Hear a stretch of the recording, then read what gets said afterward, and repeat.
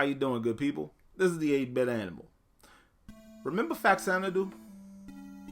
Faxanadu is one of Falcom's benchmark action RPG games. And it got ported to the US by Nintendo, of all places. It was originally published on the Famicom by Hudson. Well, here's like a cousin to Faxanadu, right? This game, another action RPG with a big expansive map and all that, doesn't feature one lone unnamed warrior. Features a family. It was brought to the US by Broderbund. You know, Lord Runner, Spelunker, Raid on Bungling Bay, Guardian Legend, them people. So it was brought to the US by Broderbund. And honestly, it's one of those games that flew under the radar and looked a bit daunting for a lot of us. But it's a solid game. Let's get into it real quick. Today, we're going to take a quick look at Legacy of the Wizard. Alright, now Legacy of the Wizard was like the 3rd or 4th Dragon Slayer game in Japan. Well, it was originally released on MSX computer, and it stars a family. You can play as four members of the family and their pet, their Poochie. Poochie kind of looks like a dinosaur a little bit. And you play as them one at a time, and each one is tasked with helping you secure a hidden crown. You collect all 4 crowns. You can get the Dragon Slayer, this mythical sword that you can use to defeat a dragon and keep it from surfacing and destroying the planet. That's a great adventure for the family, ain't it? There's a lot going on in this game. It's a huge game. You know, speaking in NES terms. It combines a lot of the big open-endedness of, say, a Metroid or a Legend of Zelda with some of the platforming and puzzle solving stuff that you get in, say, I would even go so far as to say a Castlevania 2 or a Goonies 2. This game is a lot. You can mess around and get stuck in a lot of places if you don't navigate abilities in the right way, you know, stuff like that. And I don't know, for my money, it's not a bad package. Each family member has different abilities. Like the mom isn't as strong as the rest of the family, but she's the only one who can use certain spells and certain items that you need to unlock one of the hidden crowns.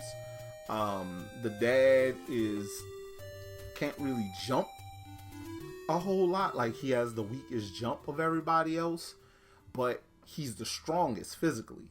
So he can get a glove and use the glove to move blocks, which is great until you mess around and push a block in the wrong place and now you're stuck. Poochie is invulnerable. But yeah, to other monsters. Poochie can still be killed by environmental attacks. And each character can collect certain items that only they can use and stuff like that. It's a lot happening in this game. And boy, oh boy, once you figure out what's happening here, it's a lot of fun.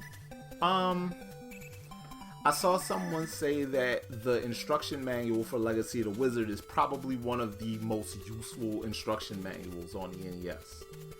And yeah, considering all of the information that's given to you, from different types of weapons to how to use the glove,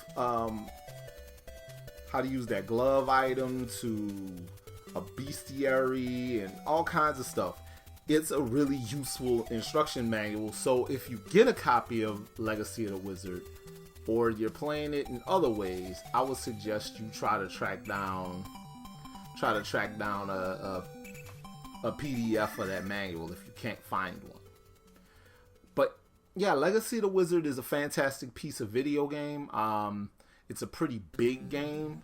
Like I said, a lot of trial and error can go into playing through it, and each time you play through it, you'll discover something new, or you'll find a different path, or you'll come across a new item, stuff like that. And it's super rewarding.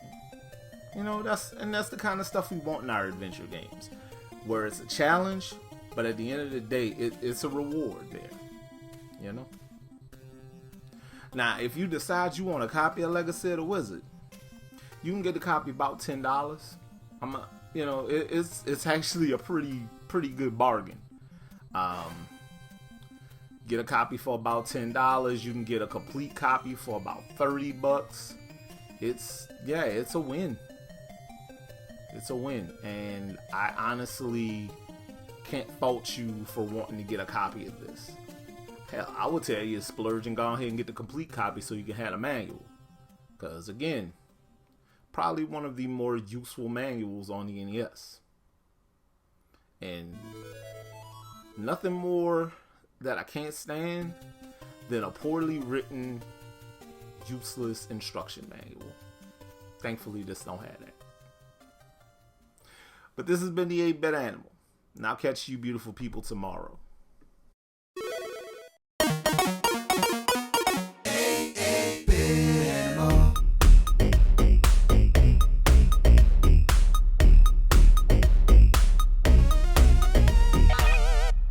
Tomorrow. I wonder if this is going to be as good as the movie.